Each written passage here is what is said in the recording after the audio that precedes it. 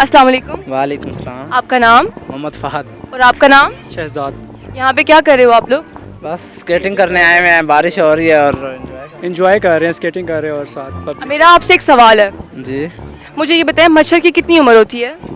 मच्छर की उम्र होती है जब तक अल्लाह ताला उसको दे। और आप बताएं? शायद 24 घंटे। हाँ बिल्कुल ठीक।